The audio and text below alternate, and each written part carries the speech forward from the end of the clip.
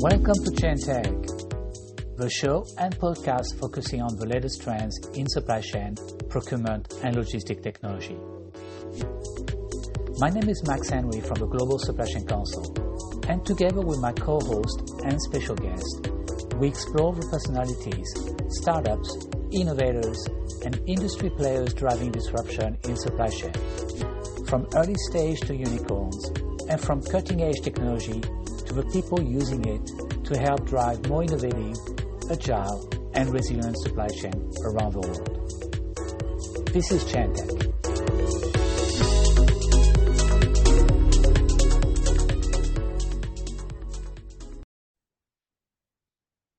Hello everyone and welcome to this new episode of Chain Tech. I'm your host Max Henry from the Global Supply Chain Council. Very pleased to have you all. Thanks again for joining us on this new episode of the show as we continue to host some of the most interesting Chain Tech founders and discuss the rapid rise of supply chain, logistics, and procurement technology around the world. As we jump into today's conversation, I want to make sure that you're aware of the Chain Tech platform that we are managing. You can check it out on chaintech.net. And you also, if you're interested to listen to some of the previous episodes of our interviews, you can go to chaintech.show.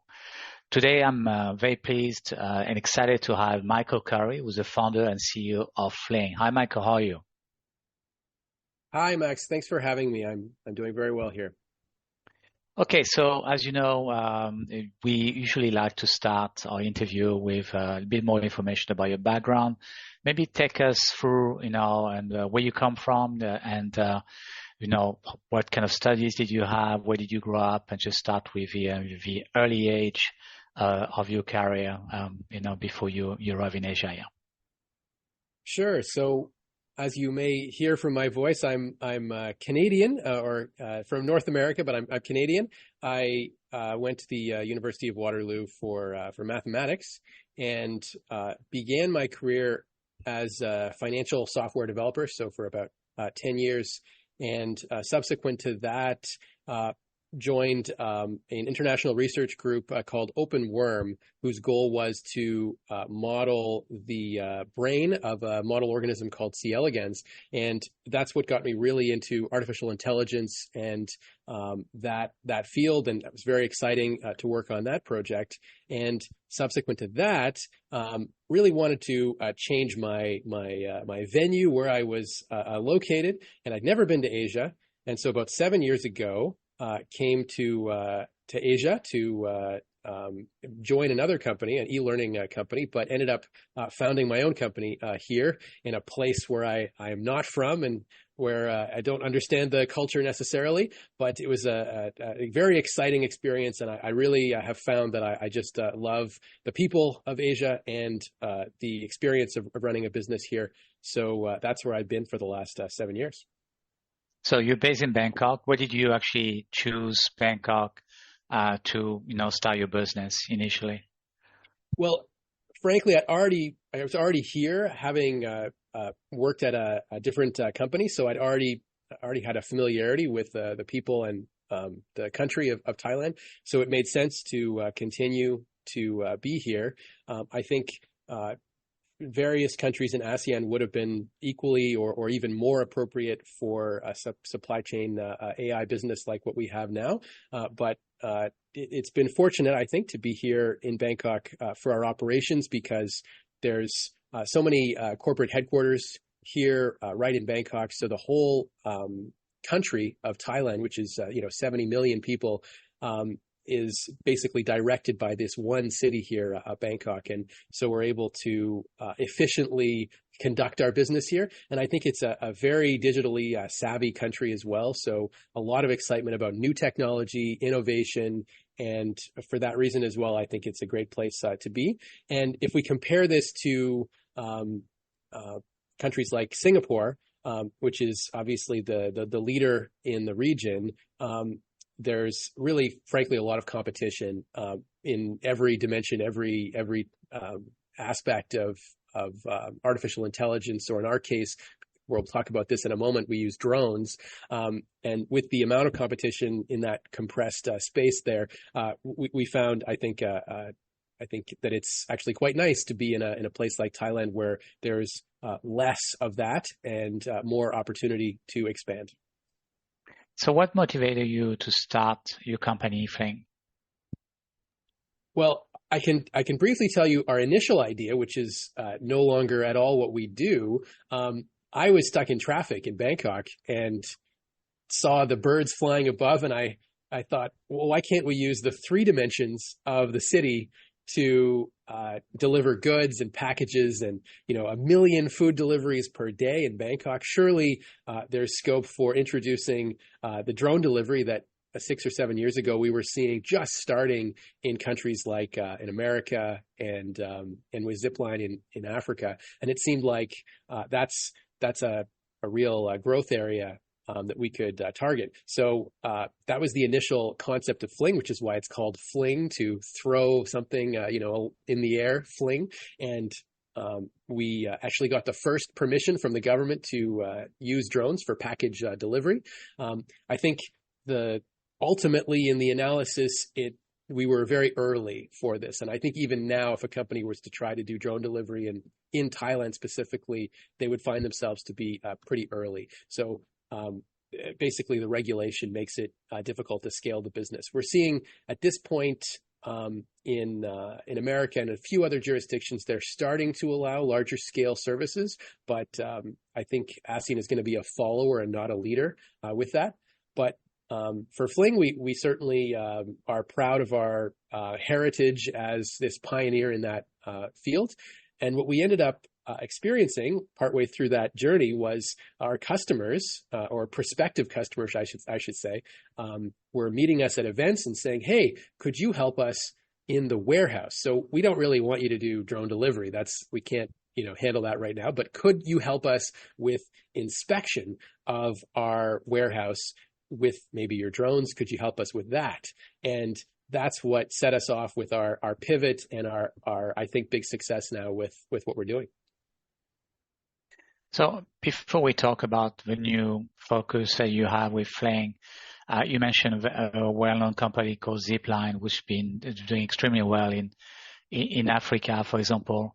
Why do you think the concept works in places like Africa and not in Asia? Because obviously Zipline has been doing a lot of great stuff when it comes to delivering medicines and blood and in those countries in Africa. In more countryside and rural area, does that concept, it will now work in places like in Asia, in Southeast Asia?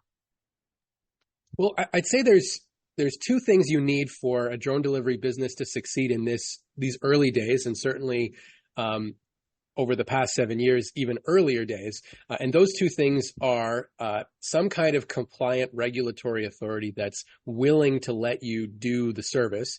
And here in Thailand, we were able to get some small scale permission to do some small scale deliveries. For example, we received permission for beach deliveries in Pattaya. So we were able to deliver from one beach starting point to a few condominiums and hotels, which we're quite proud of. It took us years to get this permission, and it was an enormous effort on our team to be able to make that happen. But we did, and we should thank the government here for allowing that. That's fantastic. But I think in Zipline's case, they were able to do something at a larger scope, which is rural deliveries of blood. And the second thing that is crucial for a drone delivery company is cash, because none of these companies are making money even today, for sure. They're all losing massive amounts of money. Wing from Google, for example, I'm sure they've put in billions and billions of dollars to that enterprise, or at least hundreds of millions for sure. And with Zipline, that blood delivery service, which grabs the headlines and gave them their multi-billion-dollar valuation now, surely there's not that much money to be had in delivering blood to rural poor women in Rwanda. That's, I don't think, a massive source of revenue. It's obviously a fantastic service. It's basically a charity essentially. So you're going to have to, as the owner of Zipline, you're going to have to find a way to fund that. And obviously, they've been very successful as salespeople to their investors to be able to convince them to give them all the funding that they needed to do that. So I suppose in the context of drone delivery, there have been all kinds of small companies trying to make it happen. What has distinguished Zipline is their fantastic ability to fundraise. Yeah. So in one sentence, can you tell us what Fling is doing today? Okay. So Max, what we ended up doing was listening to those prospective customers and pivoting. And so what we do now is we are a digital twin supply chain SaaS enterprise. We deploy generative AI to automate stock checking in warehouses. Okay, and what problem are you solving in the existing warehouse? Because some of them have already existing systems. So using drones, how are you helping them to get more benefits? Right. So the problem warehouses face is that many warehouses obviously are very large. They have to perform a stock check, whether it's required by government or whether required by the product owners if they're a third-party logistic warehouse. And this has to be performed certainly annually, sometimes quarterly, and also for cycle counting daily. And this process is a process that takes a long time. It's costly because they have to pay people to do it and allocate their material handling equipment to do it. It's difficult to achieve accuracy because you're asking employees to do a highly monotonous task, potentially with a significant turnover in the people that are doing that task. So maintaining accuracy and consistency of the process is a big challenge. It's also potentially unsafe. We're seeing a huge trend in the world right now where the major brands are requiring that workers not go on high heights, be placed on material handling equipment to scan barcodes. I've heard horror stories in the past of people actually standing on the tines of the forklifts, which I think doesn't happen too much anymore. I haven't witnessed that, but anyway, there's a safety issue there. So all those things are highly motivating to warehouses to find a way to automate this. Of course, automation being something they're always looking for. This is one of the many tasks that they're looking to automate in the warehouse, and this is what we specialize in. So how does that work? You are providing a solution which include a drone and probably a launching base and a system of a drone will fly between the racks and just scan every. You can do a count by pallet. Tell us a little bit more about how it works here. Sure. So first, we map the warehouse and we have a digital twin of the entire facility where everything is located. And with that map, we're able to have the drones fly autonomously inside the warehouse. So the worker or our team, depending on the operation, will press a single button and the drone will fly its mission along the aisle, land, and then that information will get uploaded from the edge device there onto our cloud service and analyzed and processed into a report. So that report shows all the information they might need for comparing their warehouse management system, WMS record, with what is actually in the warehouse. And that includes information like how many boxes are stored in the pallet, is the pallet a partial or a full pallet, is there some defect or spoilage going on? Obviously, what's on the label there, so tracking things like the SKU, the pack ID, other information there as well. So it's not only that we make the process faster and therefore cheaper, Max, but it's also that we have a result that includes images of each pallet, reconstructed box counts, and other audit data which can be used for later verification. So there's no need to perform a second manual count, which really adds to that manual requirement. So what we've seen in our actual operations with this system is that stock checking, which may have previously required 80 to 100 people and 10 reach trucks over 2 or 3 days, we can accomplish that with the Fling AI system over just a few hours with as few as 5 people. So using AI, is your camera, your drone, capable of counting the number of boxes on the pallet? And you mentioned also the defects So if there are some cartons which are broken or damaged, your AI, tool will be able to recognize them and maybe send some alerts and notify the operators, right? Right. So I like to think that Fling has sort of two secret sauces. One is the drone autonomy software, which allows the drone to fly with one push of a button. And the other is our ability to box count from the images that we collect. So this is certainly a non-trivial thing that's taken us a long time to develop, using a whole variety of object detection models and other generative AI techniques actually to perform a three-dimensional reconstruction of that palette and to figure out how many boxes are there. Because obviously we're only able to see the front and maybe a bit of the top. But from that information, we're able to, just like a human can, make some assumptions about what would be stored behind and count the number of boxes. Yeah. What kind of competition do you have with this kind of tool? Do you see any vendors, especially coming from bigger tech companies, providing this kind of solution in Asia and more particularly in Thailand? Well, we certainly see on a global level, which I can maybe talk about. On the global level, we certainly see about five to 10 competitors or companies that are offering stock check automation services. Some are doing services using drones. You can certainly look up those names. That most of them are concentrated in Europe or North America. And we also see some companies that are offering a service that will attach a camera to a reach truck, so you can perform a stock check there. What we've heard of from our customers is that that's nice to have a camera on the reach truck. It does save the worker from having to go up to the high heights, but it's not a full automation like what the drone offers, where it can save even more labor and even more time. So certainly with the system being fully baked as it is with Fling, we're able to, I think, quite effectively compete with the reach truck-based systems. And basically, one of the big advantages I think of our system is that we use off-the-shelf commodity drones. So we generally use DJI drones, which is a company most of you have probably heard of, which is a Chinese drone manufacturer that has about 90% market share on the consumer side. I think 95% on the enterprise side, perhaps 90%.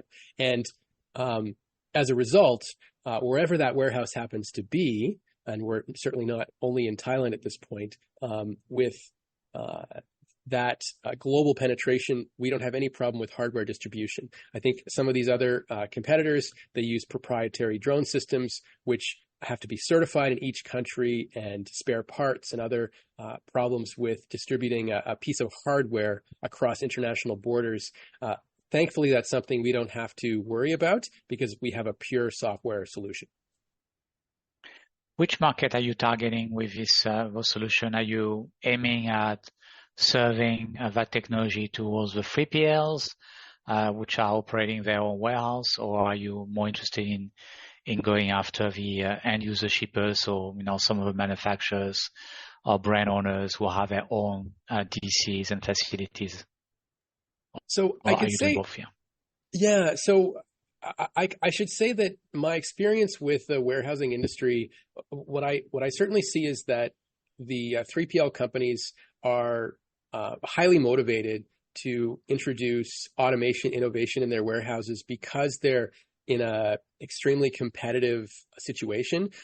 Every time a warehouse management contract comes up for renewal, I see, of course, I'm not working for a 3PL, but I can see the pressure that they're under to keep their prices low while still maintaining the margins that they need to operate, and also to introduce something different so they can differentiate themselves, because not only are they competing against other 3PLs, but here in Thailand, at least, we're also seeing that product owners are just trying to internalize the service for themselves and run it themselves.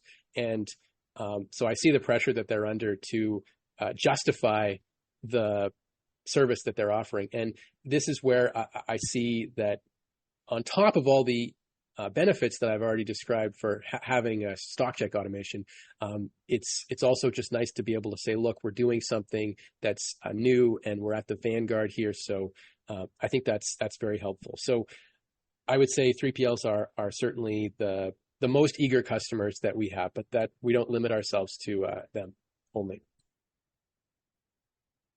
How do you market your solutions and get your customers today in Thailand and the rest of Asia? So I think like any software as a service, B2B type company, we rely heavily on inbound leads. I think it's very hard for us to do an entirely cold interaction where we just approach somebody and say, hey, do you want to do automation for your stock checking? Because they may not be at the right stage in their decision-making process. It may not make sense for them if their budget's already been allocated for other things. So generally, it's going to be someone in a room that's saying, hey, could we do something with automating our stock checking? And then they have some analyst go and Google that topic or Bing that topic, and then our name will come up. So certainly we focus on SEO and putting ourselves out there, like on podcasts like yourselves, and by doing that, we're able to kind of stay in the conversation. And when they think of automation, hopefully the next thing that comes into their heads is Fling. Do you see any partnership opportunities with WMS vendors in pushing your solution? Have you explored that? And do you think that the big WMS vendors like, the Infor or the Blue Yonder or the Oracle or SAP are interested in partnering with you? So we definitely do not think of ourselves as competitors of a WMS for sure. We are a function that works together with a WMS. And in fact, it's basically a prerequisite to use our system that the warehouse has to be structured sufficiently that it's using a WMS for sure. If you can believe, Max, we've certainly been in warehouses here in Thailand where they don't even use a WMS, but that's definitely an area that we're actively working in, is exploring partnerships in that area.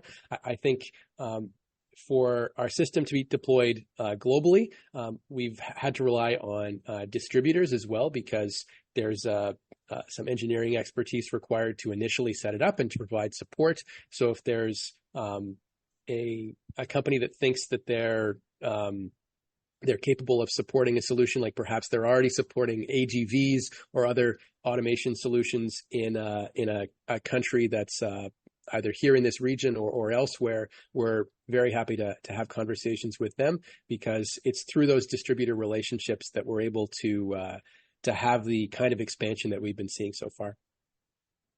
What is your revenue model like right now? So we charge for the system as a service. So it's a rental fee for both the hardware and the platform access. So it's actually a very fast return on investment or payback period for our customers, because they pay monthly for the service and can quickly see the return on that.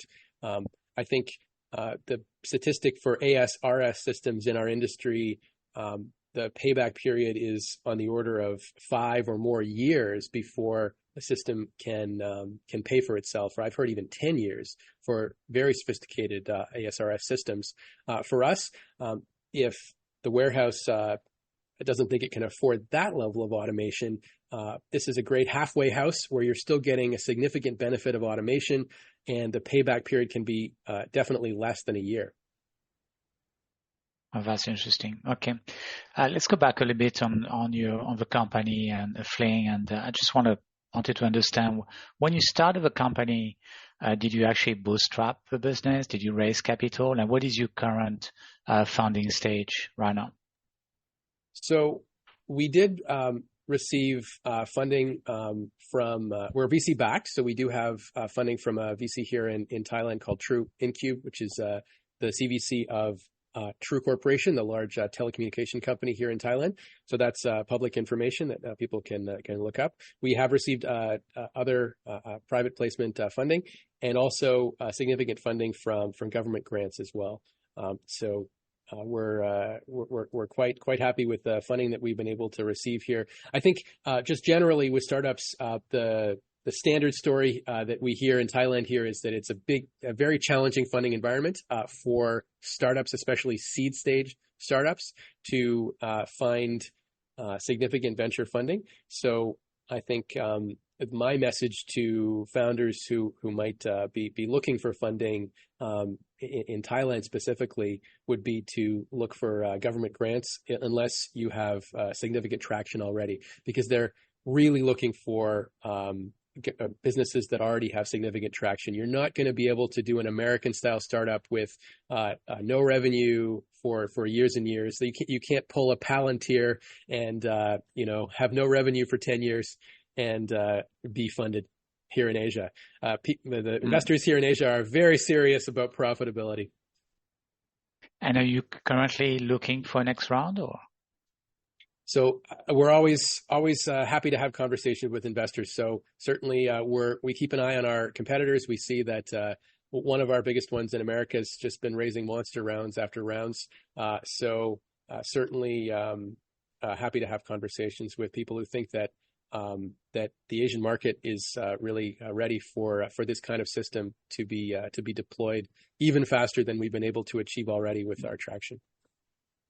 Tell us a little bit about your team that you have. That you have everyone in Bangkok, or do you also outsource to different people across Asia for developing your solutions? So we do have most of our team here in Bangkok, especially our AI team. We also have through engineering partner, our drone autonomy engineering team is in Berlin, Germany. So that's the distribution of our team right now. We also have through Singapore our sales team that is really pushing to distribute the system outside. So I think we've through happenstance, perhaps, come upon or found a very effective way to run a business here, which is in Bangkok. It's a very popular place to be. So we have a very easy time recruiting most people to come here. They're excited to work in Bangkok and to live in Bangkok. So it's been no problem recruiting foreign people to come here and work or do internships. We have 3 interns from Princeton coming this summer, for example. I'm excited to see them. And yet, with from my perspective as the owner, the cost of running a business here in Thailand is relatively low, and able to deploy that system as an export service outside of Thailand makes it very effective. Yeah. Yeah, you mentioned earlier the investment environment, which is getting tougher, and I was curious to understand, what does the startup scene looks like in Bangkok, and you focusing on logistics. Do you actually know and meet all the founders who are also focusing on logistic technology in Thailand? Do you know them? Do you get together on a regular basis? There are startup events. I do certainly go to events. I know, Max, you're French, so there's La French Tech here in Thailand, and for some reason, Yeah. I haven't figured out why, the French expats are just really killing it here in Thailand when it comes to events and founding companies. There are don't ask me to name names because I can't put it in my head so quickly, but there's many startups founded by French expats here in Thailand, and the event scene is fantastic there. So I would encourage anyone to join the La French Tech events. The scene for startups here socially is, I think, quite good. In terms of actual funding, the main story you'll always hear is it's dominated by corporate venture capital. So the big corporates, banks, telcos, state enterprises like PTT and others, they have kind of stepped into the funding vacuum that basically exists here for funding, and try to make strategic investments in companies. But it's a bit distorting because they have their own motivations, of course, and so it's hard to run a startup with your own strategy and what you want to do without trying to sort of conform it and meld it to some objective that a CVC might have. Now, there was a bit of a fad with CVCs running batches and funding a lot of seed stage companies about 5 or 6 years ago, and in fact, Fling was a part of that wave. And most of those companies no longer exist. And these days, I think CVCs have soured on seed stage investing and are basically mostly doing Series A, B, and beyond, or also joining rounds for investments outside of Thailand. And I think that is, again, putting a lot of pressure on founders here in Thailand that want to receive funding to initially start their businesses. And do you meet other logistic tech founders? Do you see a lot of interesting company in the space of logistics and warehousing technology popping up in Thailand?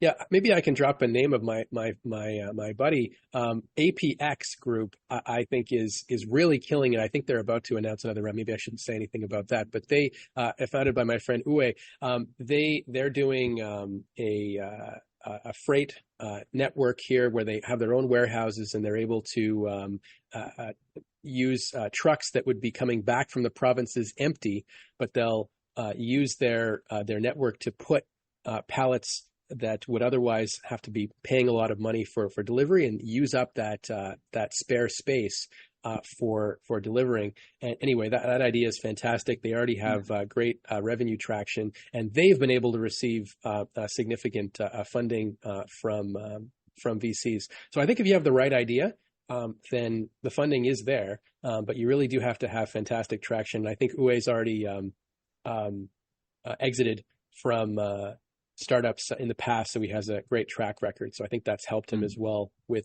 funding. So I absolutely do see other supply chain startup founders here socially, and there's a bit of a scene here. But certainly I've enjoyed joining the sessions that you run, Max, with the Supply Chain Council and your monthly meetup events. That's really helpful, because I think any one country here in ASEAN is going to be too small. I think we want to think of it as a regional marketplace, and so it's nice to have that regional experience and not just a domestic one.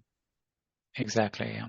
What is your biggest challenge as a founder right now? What keeps you awake at night and give you a headache on a daily basis? That's a great question. I mean, there's of course so many different challenges, but what's the biggest one? What's the biggest one?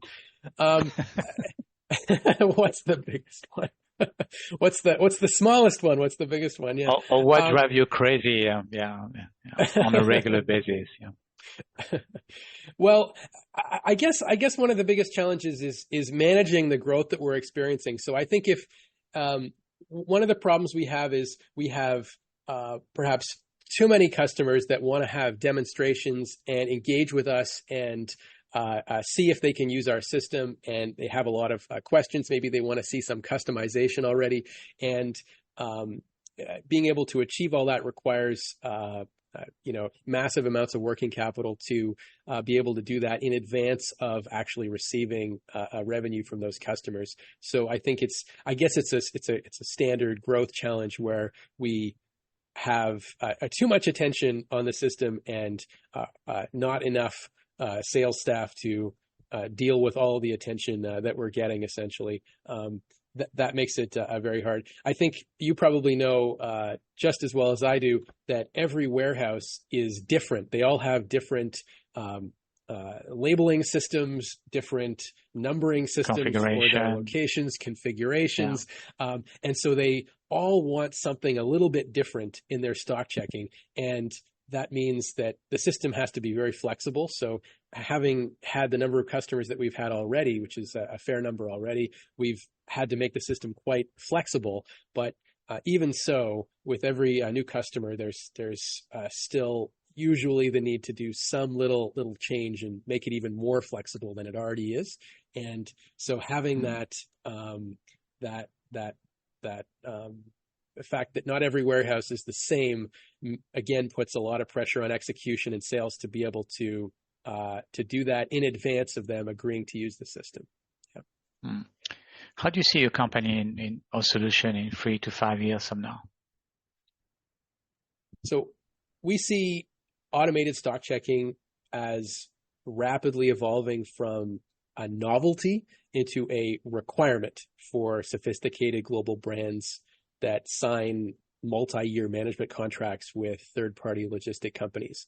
So to stay ahead, I I certainly recommend that warehouse managers talk to us for a demonstration. And our vision for Fling and for the system is to be deployed with our platform in over 1,000 palletized warehouses by 2025. And we hope to be a major leader in the industry here in ASEAN, but also globally with that kind of deployment. What would be the advice that you can give to a founder or someone who's starting a business right now, specifically in supply chain logistics technology, and interested to kind of set up a company either in Asia or elsewhere? What would be your recommendation? Yeah. Well, the best advice I could give is to talk to customers. You can do it cheaply, even before you found the company, even before you start building a product. You hire a big team, hire salespeople, build prototypes. Even before any of that, have intensive, detailed conversations. Invite people to coffee, write things down, model things on paper, figure things out as far as you can on a theoretical or planning level before you dive in, because the funding environment right now means that there's just investors have no patience for figuring things out anymore, for pivoting around and finding product market fit. You better hit the ground running with an idea that you're almost certain will have customers. And the way to do that, the great news is you don't have to do it expensively. If you have these conversations, people will probably have them for free with you. They'll chat with you, especially if you're a friendly person. And so if you can find a way to prove the validity of your idea prior to significant product investment, then you're going to be in a very, very good position as you start the company. Yeah, so very important to spend time doing your market research and engage with industry practitioners and stakeholders just to get some quick feedback and an interest from them. I agree. Okay, thank you very much, Michael. It was great talking to you. Before we wrap up, I just had a few quick, what I call my fire questions, just to end up. So let me ask you that. Cats or dogs? Cats. Okay, interesting. You have cats in Bangkok? There are many cats around the office here in Bangkok, although I'm too afraid to touch them because I'd probably have to go to the hospital after. But they're very very cute. I like to look at them. Yeah. Okay. Window or aisle? Aisle for sure. Love the aisle. Okay. Any good movie you've seen recently that just comes to your mind right now? Oppenheimer. I loved Isn't it amazing? Okay. Like it was, a movie about a legal status of a person, and sitting in an office room, and yet it's the most exciting movie of the year. Mm. What's your favorite lunch in Bangkok? I like to go to Luca. It's a coffee shop and have a nice grilled cheese sandwich. It's fantastic. What's your most used app on your phone? Okay, I use Chess. I have to admit, Max. Chess. It's a chess app. Great stress reliever. I probably use it too much. Okay. All right. What's your favorite tool to build your company? Slack. I have to admit, we use it every day. It's indispensable, and it's so much better than email. Describe the rest of your life in just a few words. Where do you see yourself after you're retired and you exited from Fling and you just want to stop working? Yeah. Wow, that's a question. It's hard to think that far ahead, Max. But I certainly hope that I can eventually achieve the success I just talked about with Fling, and then pay it forward to new founders and become part of the angel network of the future for startups, because I certainly don't see myself leaving the scene anytime. I think it's really fun to be involved in innovation and the whole industry here. But perhaps AI will allow all of us to retire and get uploaded to the cloud and live as in a computer game of the future. Maybe that's the real future that we all have, Max. Looking forward to that. And do you see yourself staying in Asia or going back to North America? For now, I certainly see myself staying in Asia. I think it would be hard for me to go back to those Canadian winters, Max. They're very cold. Definitely. Yeah. Okay, great. Thank you very much, Michael. It was great to hear from you. Understand what Fling is doing, how the success that you're getting with your new solution and new platform, and we wish you all the best. Yeah, for it. Well, thank you, Max. And I just want to say I really admire your leadership of the industry, or of the whole the supply chain industry here in ASEAN. Your events and your platform, I think, is just indispensable for the acceleration of innovation here. I have not seen anything even remotely comparable to what you're doing to make it possible for companies like mine to connect with actual decision makers. And I have to say that I've gotten customers from your network. Some of our biggest customers have come through you. So I really have to say thank you very much. Thank you very much, Michael. I really appreciate it. That was Michael Currie, from CEO and founder of Fling, with us today. So thank you, and we look forward again to see you next time.